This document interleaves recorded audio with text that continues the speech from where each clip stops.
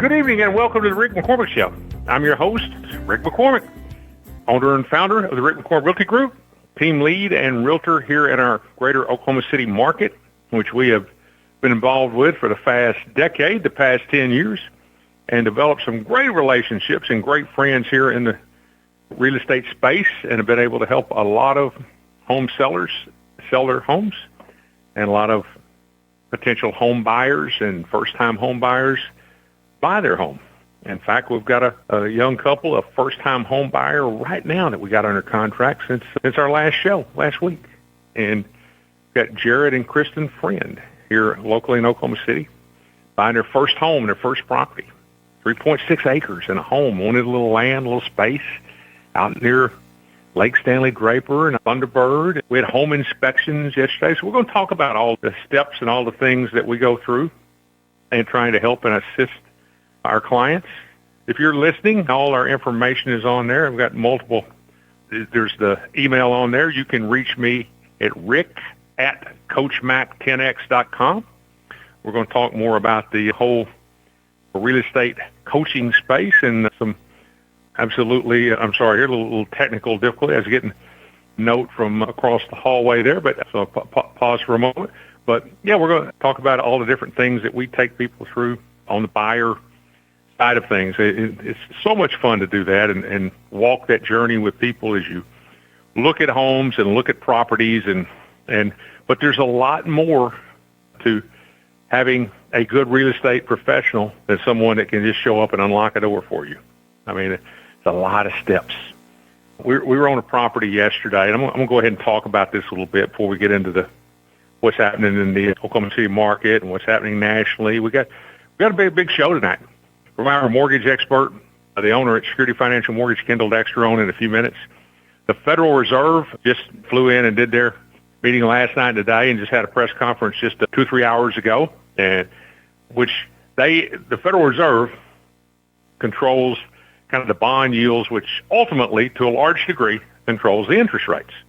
And interest rates are a big talking point right now. And as I've said before, I believe, and I would like to see us get to a place to where they're just stable, the same and consistently the same all the time. And when it's time to go buy a house, you don't even talk about interest rates. Well, how's that possible? Well, it's possible if they get down to about 4.5, 4.75, 5, and they just stay right there. They stay 4.5 to 5 all the time. They don't change. 1 year, that's what they are. The next year, that's what they are. Year 3, that's what they are. Year 4, all of a sudden people if they just need to buy a house, need to sell a house, buy a house, they just do it because interest rates are always relatively and reasonably the same. The same. So, can we get there? Absolutely, we could. We're not there right now, but there's a lot of discussion. Too much. The media and that about interest rates. And where we're headed right now in 2025 nationally. Now, again, I talk about on here a lot. What we're talking about right here in our greater Oklahoma City market that's area and regional news, but that's not necessarily national news. Many times they're two different things. But on a national scale, if things don't change and take a shift upward, we're getting ready to have the slowest home sales year in 2025 as we are through the first 7 months with 5 months remaining. We're going to hit the lowest sales total in over 30 years.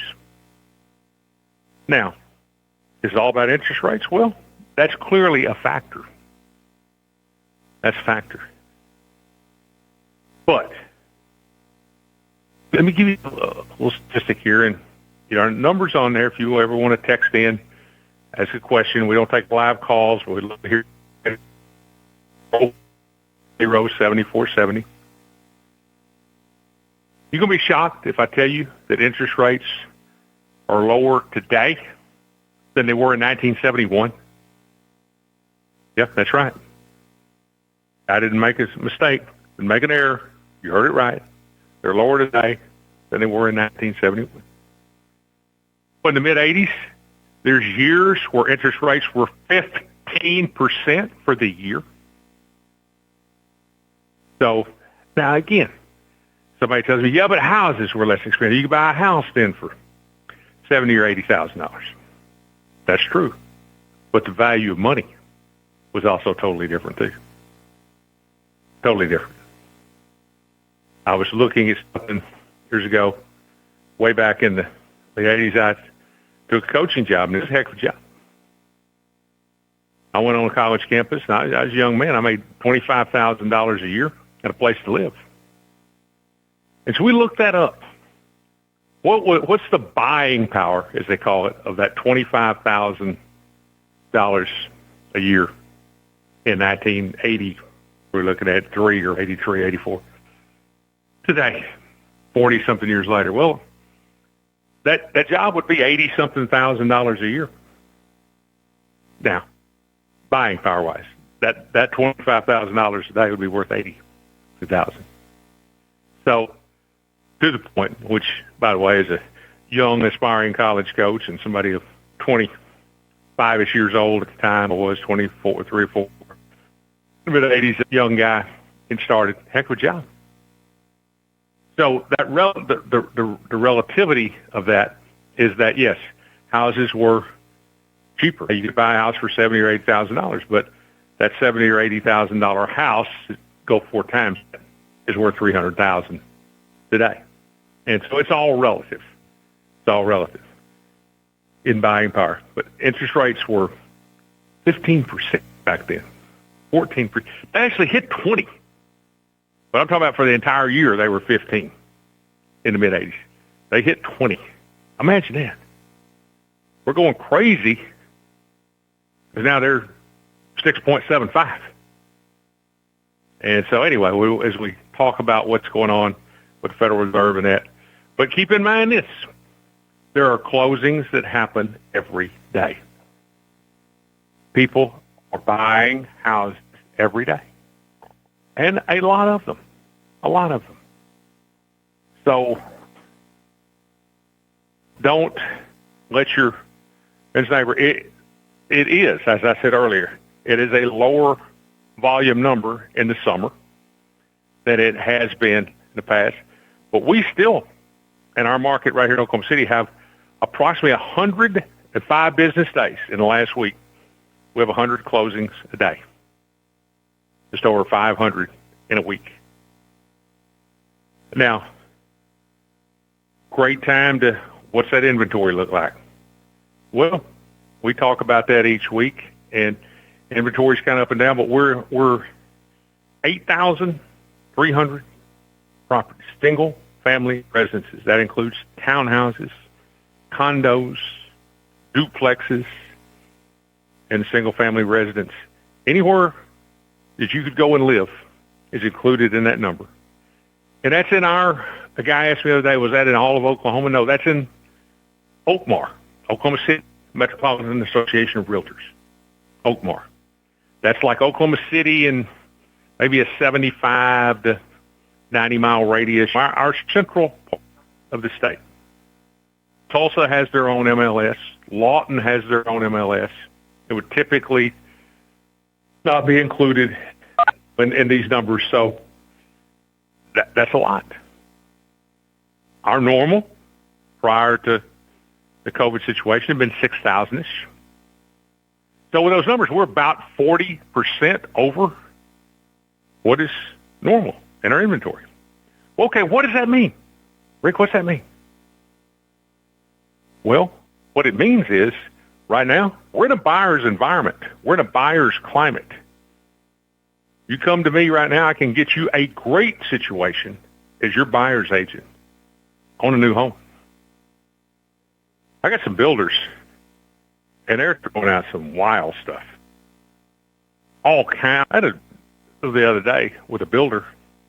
I got someone a $36,000 package on a new home. You heard that right, a $36,000 package. How is that possible? Well, it's called negotiation from a good agent. We got them to take $10,000 off the listed price, which builders never do. But got them to pay $10,000 toward the buyer's closing costs. 20.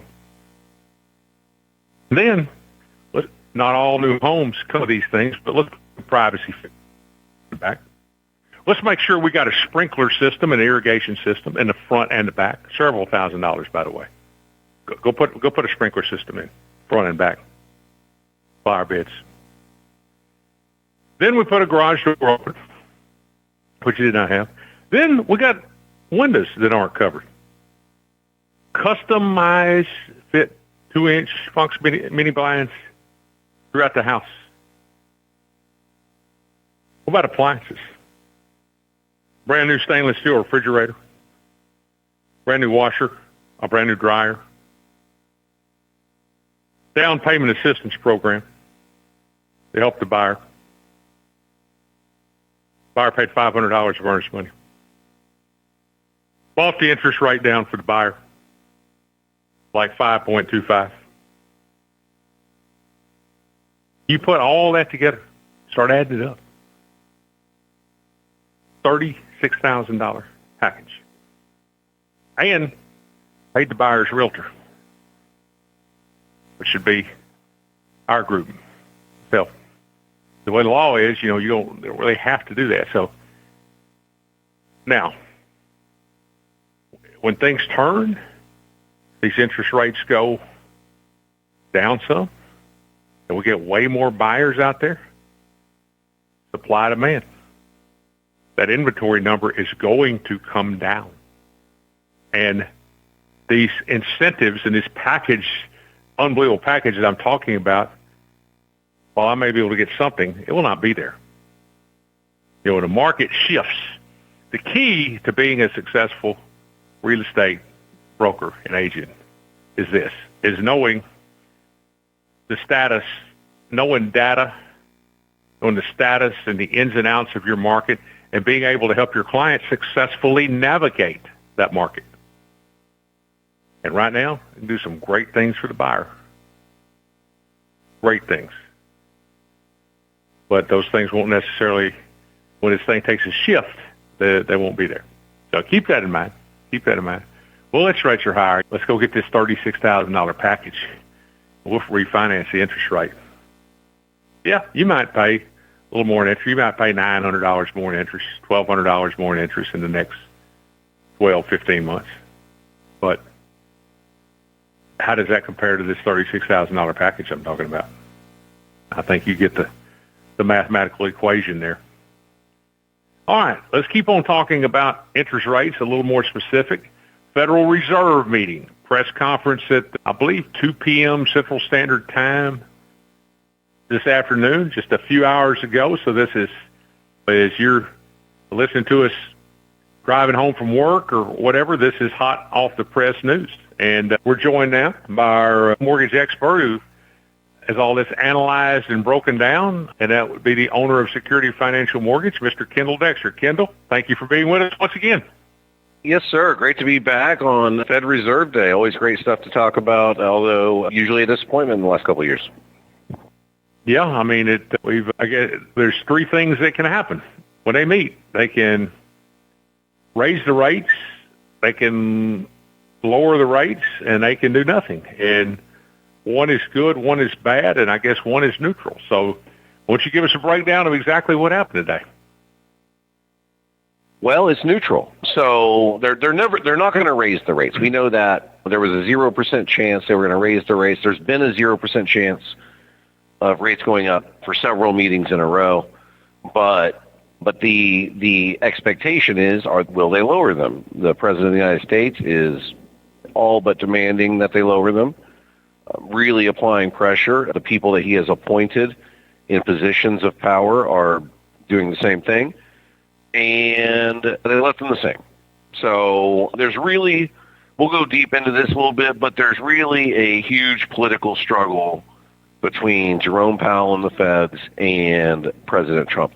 There were two board members that dissented against the no movement, both of whom were appointed by Trump. So it's really the Capulets and the Montagues trying to battle this out in a political forum.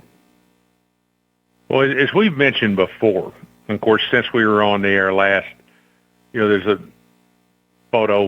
video of President Trump walking through the Federal Reserve facility that's being refurbished in a hard hat along with Jerome Powell and talking about, the cost and so on and so forth. There, it seems that they're trying to create quite a bit of chaos, smoke, and havoc around Mr. Powell in hopes that he might hear it all and just step down.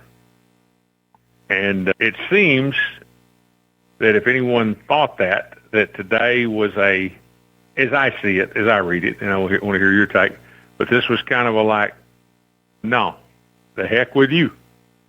I'm in charge here. I'm running this, and we're going to do what we want to do. I mean, in other words, even if he was leaning toward perhaps lowering him, I think after that he's basically, this is a deal back to President Trump, and I'm running this. We'll do as I see fit. That's the way I see it, largely political. What are your thoughts? Yep, same. The truth is he continues to point to the tariffs, which is another jab at the president, and then inflation, and he's blaming some of the inflation on the tariffs, So it's obvious that we're in the middle of a political feud, and Powell, the Fed works independent of the president, and he's letting the president know that that's the case, and we are going to do what we see fit, not what you want us to do.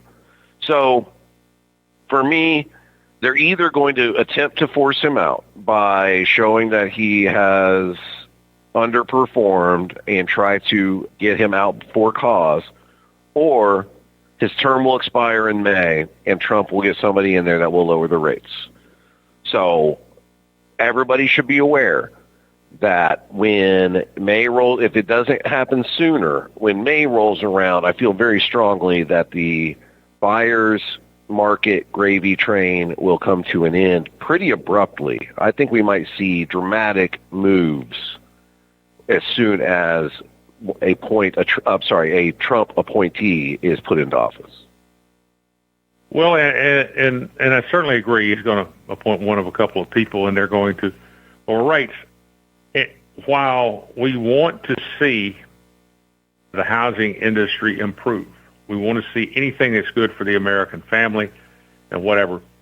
I would hope that even though I am in real estate and I want to see real estate do well, as do you, I hope that we don't do too much too drastically that just shocks the entire economy and shocks the stock market and, so on and so forth. President Trump says, hey, let's lower them 3 points. They need to be lowered 3 points. Well, that would be awesome. I agree. I'm not sure that's sustainable long term doing that. And secondly, as much as I want to see rates go down, and we all do, I think that would need to be done incrementally, or that might wreck some aspects of the economy and the stock market and send a lot of things into shock. And, if you got money in the savings right now drawing 5%, if those interest rates get slashed, that thing will be right back to, at some, I guess probably some small amounts of money in savings a few years ago. And it was embarrassing. It was minuscule, 0.83%, 0.91%. Good gosh, can't we just get up to 1% where it just sounds bad instead of, so anemic that we have to, we're some kind of percentage below 1%. And so that would be the only concern. But as a financial expert, how do you see that, Kendal? Is it, what if he puts someone in there and they come in and immediately lower them 2 points? That's a lot of people going to be happy. You're going to get a lot of refis, but is that sustainable? And what's that do to the overall economy long term? Yeah, for me, I don't really care that much about the savings rate, because if your money's in a savings account, you need to do something else with it anyway. You need to talk to a financial advisor and get your money working for you. And for me personally, yes, a huge drop would be tremendous. I would just give up sleep and do loans all day. But you don't want it to shock the market, like you said. If they would just do it a point and then wait a while and then 50 and then 50 and let the market adjust and see how the market is reacting to what you're doing, that would be a lot wiser. I believe that the president is more of a boom or bust kind of guy. So there's a chance that he does make a drastic move. 2% would be my target for the sum total, and I would do it in increments. Even if you want to do it in bigger increments than normal, Right. If it's an immediate drop, I don't feel like it needs to be more than 100 basis points. Immediate drop. Would you agree? That's the exact number that I have. 100, 50, and then 50, or 100, 50, quarter. That's what I would be looking towards. And start off, if you want to go big to start, go 100. Don't go 2. And at the end of the day, don't go 300 basis points overall, because it's just not sustainable. Like you said, the money at that point, we're back down to like 1.5%, 2% Fed rate, and we are borrowing money at 3.5%. That's just too low. I want to be 4.5 long term. Well, and as I said before you joined us, I would love to see, and I've said this before on our shows, that sustainable. We could get this to where we could keep it in about the same range for a decade. And if we do that year 1, year 2, year 3, year 4, people will stop even discussing interest rates. If whoever it might be, if it's time to go buy a house, they just go buy a house. It's time to sell their house, they don't worry, but they sell and they go buy. Rate stays from 4.5 to 5 or 4 to 4.5 all the time. It just consistently stays there. We can do that. And man, what that would do for just the stability of the real estate industry and homeowners, but I really feel like the stability of our economy. We wouldn't have up and down years like this. Right now, we've passed through the first 7 months of 2025. On a national scale, I'm not talking Oklahoma City now, I'm talking the national scale. If it does not change, we're going to have the lowest number of home sales in any one year in over 30 years. And then next year, if they come down, then we're going to have let's just keep a sustainable, consistent. Some years are going to be a little better than others, but if interest rates stayed the same, you wouldn't have these boom and bust years. And that's what we need for people, for the American families, and that's what we need economically. Yeah, I agree 100%. And one thing that's crazy about that stat you just threw out there is the population is much higher now. There are more people over 18 now by a good margin than there were 30 years ago. So if you've got the lowest market movement in 30 years with a lot more people out there that are eligible to buy a house, that is even worse. Absolutely. Well, we both had said, in weeks past that we thought there'd be a drop today, and there was not. Now, and we can only speculate this, but if the White House and some of the cabinet were not putting this pressure on Jerome Powell, would we have gotten one? Or is he unfazed by any of it? That's the interesting thought. Is this a reaction that I'm in charge, I'm doing this, I'll do what I want to do? Or, was this going to happen? I mean, in other words, current President Donald Trump exerting pressure on him, did that actually, did that lead him toward, would he have dropped it possibly? And they said, no, I'm showing I'm in charge and we're running this, whatever. That's the interesting question, I think. And I mean, I would lean towards the latter, where he would have made a move potentially by now if he wasn't standing his ground against President Trump, in my opinion. Yeah, and so, which I've said before, this is not intended in any way to be a political forum show. That's not, we're a show about, the top show, at least in this region of the country, about real estate. And but you can't really discuss any of this unless you I mean, without bringing politics into the equation. So very interesting. Fed meeting, they fly in last night, committee, and two of the members dissented, and they were, interestingly, President Trump appointees. But the other interesting thing, and a lot of people aren't aware of this, or you hear this, Jerome Powell himself was appointed by Donald Trump. So very, very interesting, very interesting. We're at a halfway point, but I mean, hey, the best is yet to come. Hey, it's Coach Mac. If these chats are inspiring you to level up your real estate game, tap follow or subscribe right now so you never miss the next one. You'll get a notification as soon as new episodes drop. Easy as that. Let's jump back into the show. Good evening and welcome back to the show. I'm Rick McCormick, your host, joined by mortgage expert Kendal Dexter, and we were breaking down the whole Federal Reserve Jerome Powell thing. They met today and no change. They weren't going to raise them. We were hoping they were going to lower them. Felt like they were going to lower them. They did not. And we're talking about some of the pressure that's been applied to Jerome Powell, the chairman of the Federal Reserve, and was his, lead of that a reaction to some of that. And Kendal knows it felt like perhaps it is. Kendal, when do they meet? Typically about approximately every 6 weeks. So when is the next Federal Reserve meeting?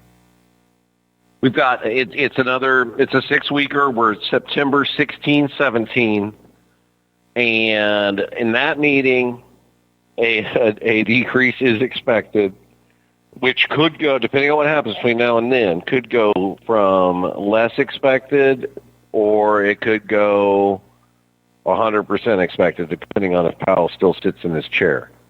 But the odds of that have, based on the market bettors out there, has gone from relative certainty to closer to 50-50, still in favor of a potential decrease. I believe we're going to get it this time, Coach. But I mean, we've been wrong many times in this stretch of no change. So if you're just looking at the trends and making a bet that way, you would go no change if Powell is still sitting in his seat. Wow. I mean, that's clearly a possibility. I mean, I'm hopeful that we've been saying this forever, but I mean, I'm certainly hopeful that we see a drop in September. And now, real quick on the rates, we've, just for everybody to know kind of where we've stood in the last couple of weeks. Yeah, talk about what's been happening. Yeah, for sure. Yeah, we're plus 14 basis points. We lost 8 today, which was already about that whenever they made this announcement. So plus 14 over 2 weeks. I virtually guarantee you're going to lose all of that and more first thing in the morning tomorrow.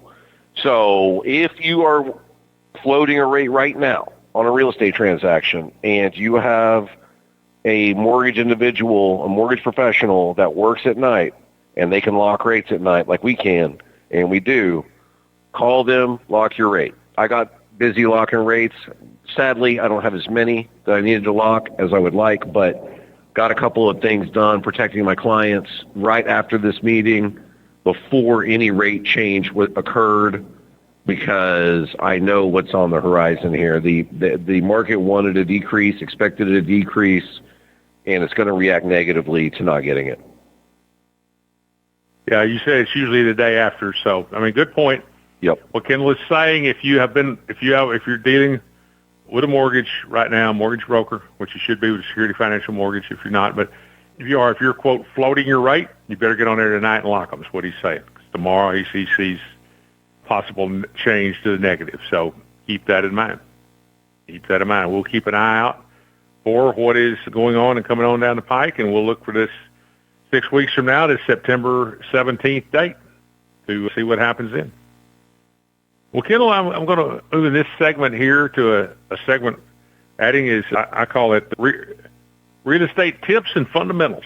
And we're going to talk each week a little bit for the real estate community. We've got a lot of realtors listening to us now. And of course, if you're listening, these shows are available after the fact on Amazon Music and Apple Music. They're on Spotify, and they're on YouTube.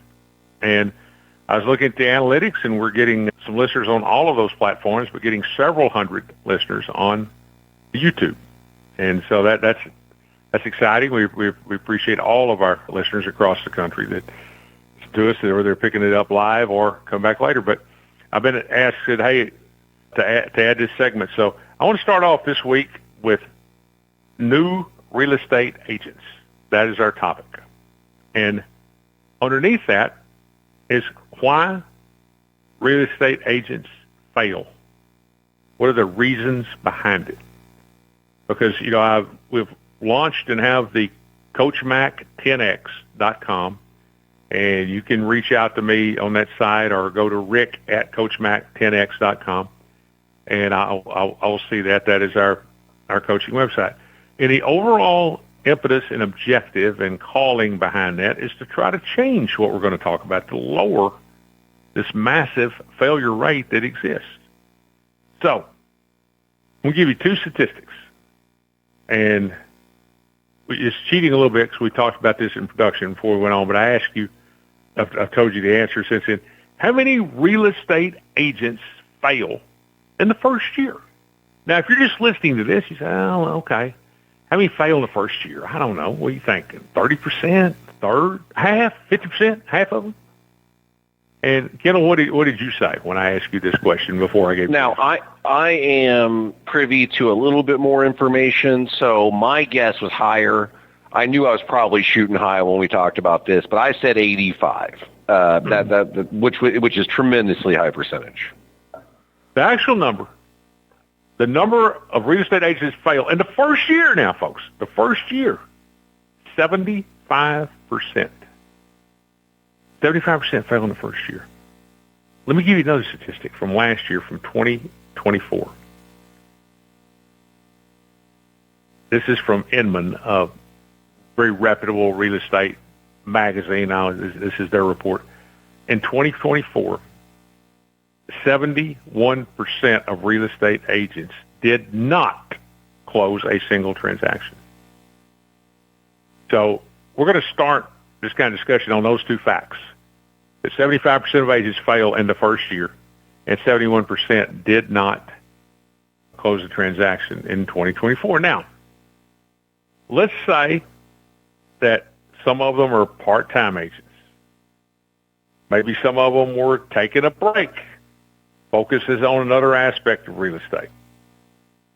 Maybe they have a license, but they're in property management or they're in investing. So, that, I guess, of the 71%, perhaps they're not necessarily a total failure. Maybe you have a license and they're saying that maybe some small percentage of them didn't choose to close a transaction, but those are massively high numbers, aren't they, Kendal? Can you think of any other profession that I can't imagine what it would be where the numbers would be like that? No, the truth of the matter is those numbers are definitely correlated. If you go through a year of being a realtor and you don't do a transaction, you might give up. And it's kind of like saying what percentage of people are 7 feet tall and what percentage hit their head when they try to walk through a doorway. And those things are correlated. If you're going to quit in that first year, if you're not doing it, because it's not free to be a realtor. You will lose money if you do not do transactions and you're having to pay the fees to be a realtor. So that's why people need, if you're not getting it done, if it's not coming around, you need help. And that's where you're coming in with the coaching program. Well, absolutely. And so let's talk about the reasons now. Number one, why do real estate agents fail? Many agents struggle to find any level of long-term success. And so it's important to kind of understand why. Well, our research shows that the number one reason why is mindset. And I might add to that mindset / expectations. So how do you stay motivated? Is it easy to have the right mindset? And so the answer is for every person is different about how you stay motivated, but the right mindset, you have to learn from people and agents who have made it and who understand. But also, you have to understand from a mindset that you're an independent contractor. You're not guaranteed anything. You do not always have a steady paycheck. but you have to wake up and approach it like a business, like a professional every day to be successful. And you have to keep it with a total positive, upbeat mindset. You have to understand one of the reasons that we're in our 5th season of this show. That's amazing. In another month, starting in September, we're going to start season 6, and unbelievable. We had so much fun doing this, and encountered so many great people here in the real estate space. But you have to. Success is not necessarily about avoiding failure. It's really more about just a positive mindset and pushing through failure. Everyone you talk to is not going to line up and work with you and buy a property from you. It's just the way it is. There's a lot of real estate people. Some people are in the real estate game, so they want to sell and then they don't. They want to buy, they look at a couple houses and they don't. There's going to be rejection. There's going to be a failure, and you have to work through that. You have to push through that. And the number one thing is mindset, the positive mindset. Align yourself with people that have been there, done that, been successful, and can help move you through. Have a big perspective. Not about you. Just think, hey, it is a difficult, challenging business, and keep the right mindset. So that's number one. Anything to add to that? I mean, you see a lot of realtors come and go through your years and 25 plus years in the mortgage industry. I think mindset is good with everything. It's important that you are positive, you have a plan, and you're working towards your goal with a positive mindset in every avenue of life. And when you're self-employed in particular, because you don't necessarily have a boss. You work for yourself, or you work for a broker that doesn't actually pay you anything unless you pay them. So you have to be a go-getter in this business for sure. That would be my takeaway from that. Right. A good point. All right, I'm going to move to number 2. Now, number 2, which you kind of mentioned too, you said a moment ago that being a realtor is not free. You pay MLS. You pay for, this Century Lock, to get doors unlocked. You pay for OAR, Oklahoma Association of Realtors in this state, NAR, National Association of Realtors. Many MLSs require you to be members of those. You have to have computer, software, equipment, whatever. So you're going to spend some money. You're going to spend a few $1,000s, not to mention driving your automobile, driving your vehicle, whatever. But so with that said, many people do not have a financial plan. Okay, you have to factor all those things in. Money or the lack of it is another main reason why real estate agents fail. Many agents they make the mistake of hearing how much realty fee or commission other people are making, or they read something about how well someone's doing, but they overlook the other essential expenses. Brokerage splits, taxes, any advertising, marketing. In most situations, if there's signs go in the yard, Kendall, who pays for those signs? The agent themselves does. That's who pays for them. If there's flyers, if there's marketing, you may have access to those, but you better have a good printer. You're doing much of that yourself. That's on you. So if you go into this business, back to that 75% that failed in the first year, if you don't have 6 months of living expenses set aside as an emergency fund, and I know that's not always realistic for everyone, but if you don't have that, it's going to be very difficult. And if any agent makes the mistake of getting into real estate to make a quick dollar or like a summer job, or you better think again. That's a bad reason. It is a steady build for the future, long-term type of business. Thoughts on that? No financial plan. Yes, and part of it is people see the commissions and they think realtors get paid a lot, and they don't think about the fact that you got to spend that money. And secondly, they don't realize, this is kind of off that topic, but they don't realize how difficult this job really is. And they think that, I can get 3% of the purchase price and it's a gravy train. It is not. There's expenses and it's hard work, And you might show somebody 50 houses before they buy one, or they may never buy one. And that is a total net loss when that happens, of all the expenses that it takes to get to where you got to, and nobody ended up doing. There was no transaction. So you have to close the transaction to get paid. So that's a really good one. Yeah, absolutely. Absolutely no financial plan. Now, there's another. Is many agents are not good at continuously following up. One of the best ways to do that is to make sure that you invest in a good CRM as a client relationship management system. Early in your career, and you better build relationships. And every lead that adds to your CRM and nurture them with check-in calls, text messages, emails, newsletter, real estate, as much as anything, maybe more than anything, is a relationship business. And it requires a lot of effort, a lot of sharpening your skills continuously. But, you have to constantly follow. And I don't mean just, okay, I know you got to follow up continuously with people. You have to be, and it can't be just you. I mean, you've got to have a system in place, a CRM, a client relation management that's going to, you send mass text messages, whatever, you got to follow up. People have to hear from you over and over, and follow up is critical, and follow up is key with developing new business and getting referrals and maintaining your old client base and your old business. So that's another reason. Any thoughts on that? 100%. The thing about it is you can't you need to be making the calls yourself, but you can't make all the calls yourself.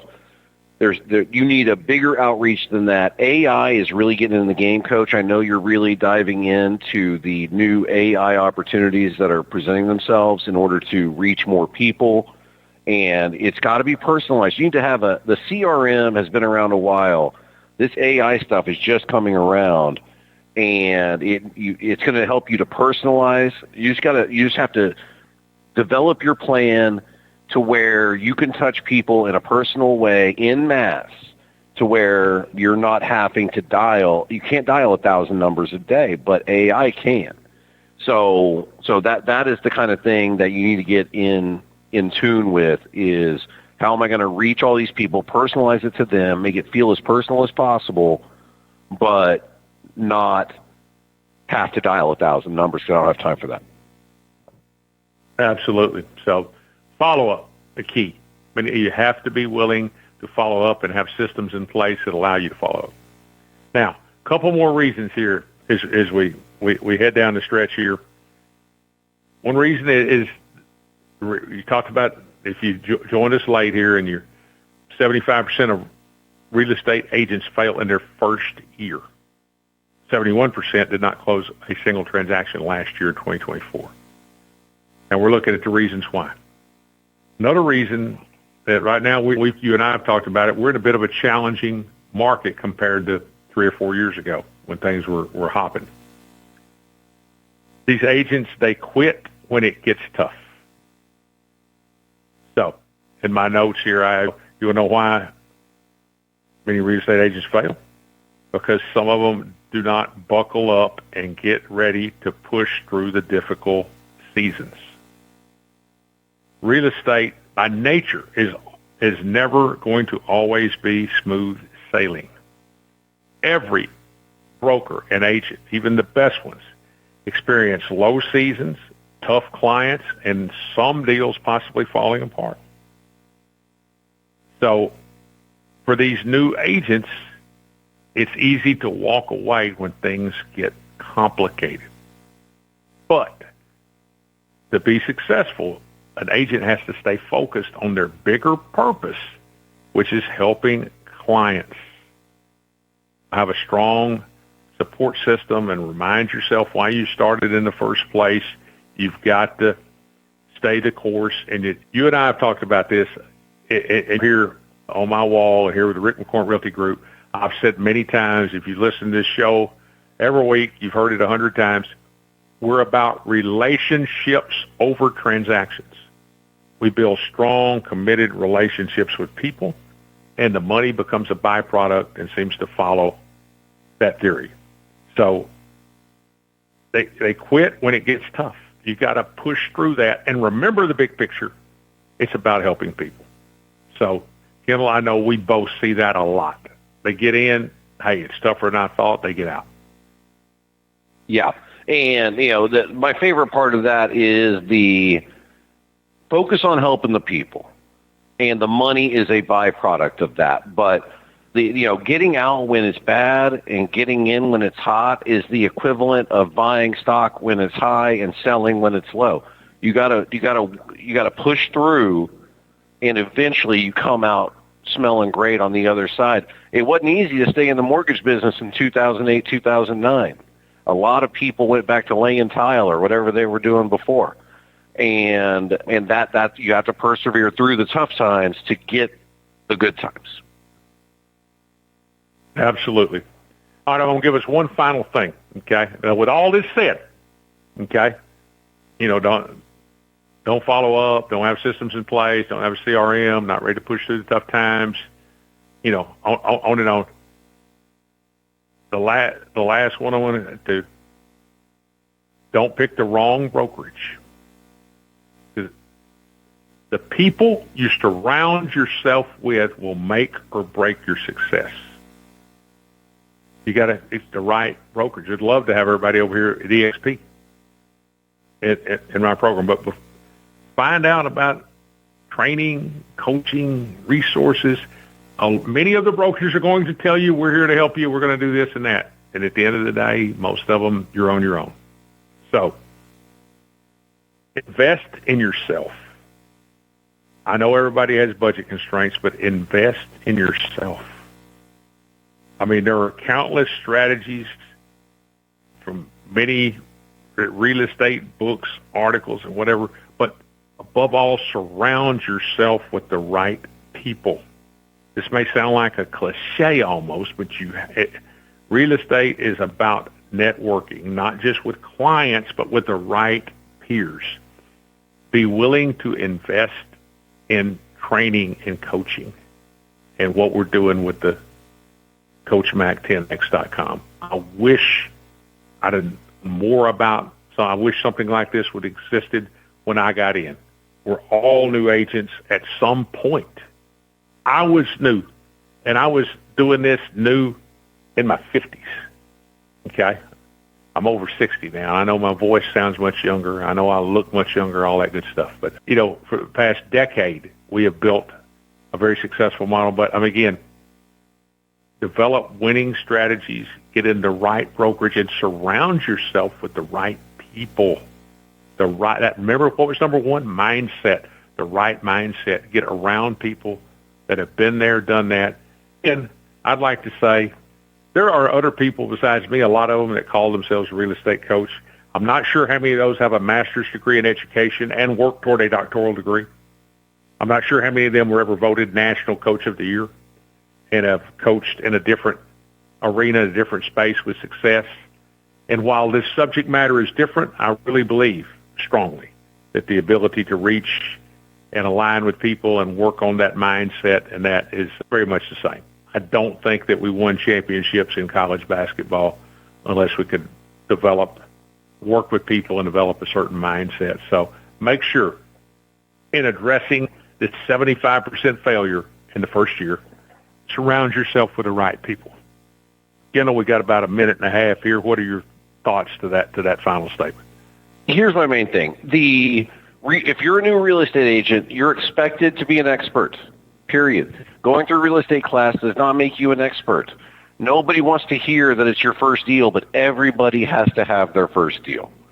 So if you have somebody in your corner that can be your coach to help you through those early deals and beyond, you're going to look like an expert when you're not, as opposed to just making things up, fake it till you make it, whatever people say. That doesn't work. This is a big transaction you're working on, and people expect you to be an expert. That's what you're getting paid for, and it's impossible to be an expert on your first deal. You need help. Absolutely, absolutely. And and our realtor friends that are listening, and there are people out there that are new, and there are people that are going great guns. But in either case, we wish you the best. It's a great business. It's a great profession. We both enjoy it, Kendal from the mortgage side and me very much from the real estate side. But one thing I enjoy equally as much, and that's helping to train and coach and communicate with other people and, develop that mindset, hold people accountable, and you're having a lot of fun in the coaching space. And your revenue will go up 30% or more. Many people have doubled what they're doing, but it will go up if you choose to align with us. We'll have some challenges out there. I mean, get internet. I have some free things that we put together and challenges. What I like to is bring people into those and see kind of what we do and whatever, and see if this is something that you want to align with. Because, man, remember, the goal on the CoachMac10X.com is to do our best to lower the failure rate in real estate, one agent at a time, 75% leaving the industry in year one. Man, that's tough numbers. That's not really acceptable, and we're going to change that. We're going to lower that. Kendal, as always, thank you for being with us here this evening. Great mortgage information. We'll keep an eye on the Federal Reserve. And to all our listeners out there, thank you for being with us. You are what make it all happen. Remember, we're available on artistfirst.com and the podcast, all and any part of it, also YouTube, Spotify, and the other venues that we have talked about. Thank you for being with us. We're here on Wednesday evenings at 6 p.m. Central Standard Time. Until next show, you stay safe, and may God bless.